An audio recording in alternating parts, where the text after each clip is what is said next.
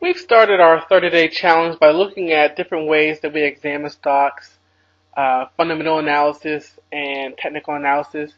However, if either of these methods work so well, the question becomes, why do the majority of traders fail?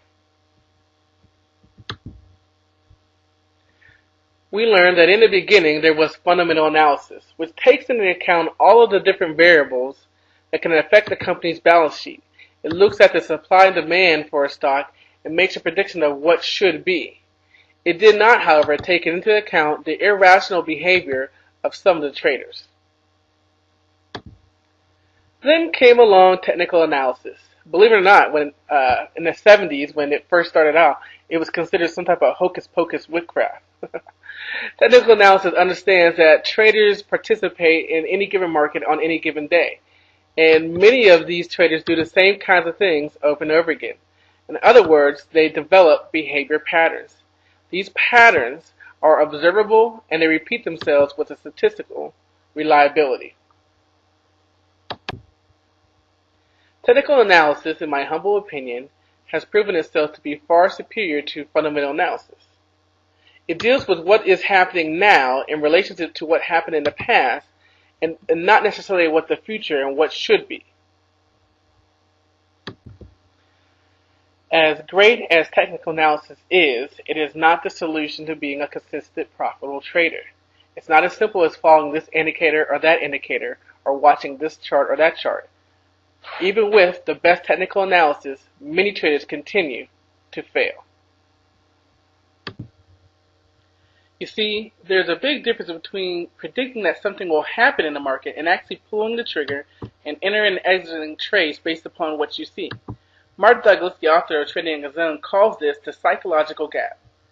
And this gap can make trading one of the most difficult endeavors that you can ever undertake. Being able to see something and actually enter that trade based upon what you see seems simple enough, but it's what separates successful traders and those that lose money. What separates the best traders from those who struggle is not the latest technical indicator or more market knowledge. These successful traders simply have learned to think differently about how they interact with the market. As a part of technical analysis, we all attempt to learn how to identify buy and sell opportunities. However, learning these signals does not necessarily mean that you have learned to think like a trader.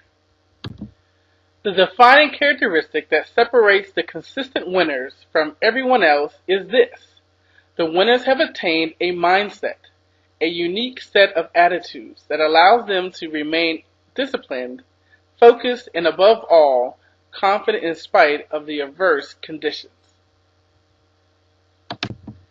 The best traders can put on a trade without the slightest bit of hesitation or conflict, and just as freely and without hesitation or conflict admit it isn't working. In the video that I put out a couple weeks ago, Why the Stock Market Hates Me, I talked about that a good trade is a trade that you enter and exit based upon rules, regardless of whether or not you make or lose money. And that's exactly what a good trader does. Mark Douglas says that a good trader can get out of a trade, even with a loss, and in doing so, doesn't resonate the slightest bit of emotional discomfort. And that's really what it comes down to when it comes to a successful trader or the traders who struggle, is the ability to move on. The trade's over, the day is over, move on. You have to prepare for the next day. You have to prepare for the next opportunity. And if you're still controlled by that trade that either didn't go your way or whatever, if you're still emotionally controlled there, then you're not able to focus your attention to these new opportunities. And one of the reasons that traders hold on to these bad trades, that they hold on to these emotionally damaging trades, is that they have not accepted the risk of the trade. You have to understand that when you place a trade, you could be wrong. And many times you will be. And if you haven't accepted the fact that you're not always going to be right, the patterns will not play out, the signals could be wrong. If you haven't accepted the risk, the fact that the trade's going to go against you, then when it does go against you and you're wrong and you haven't accepted that risk and you haven't accepted the fact that you can be wrong, you hold on to it. And again, it blinds you. It blurs your vision to A, get out. You got to get out of that trade. And B, you have to be prepared to enter the next trade. Mark goes on to say in Trading in the Zone that 95% of the trading errors you are likely to make, causing the money to just evaporate before your eyes, will stem from your attitudes of being wrong, losing money, missing out, or leaving money on the table.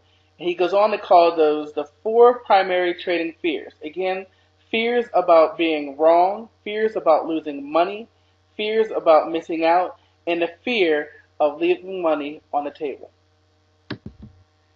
As long as you are susceptible to the kinds of errors that are the result of rationalizing, justifying, hesitating, hoping, and jumping the gun, you will not be able to trust yourself.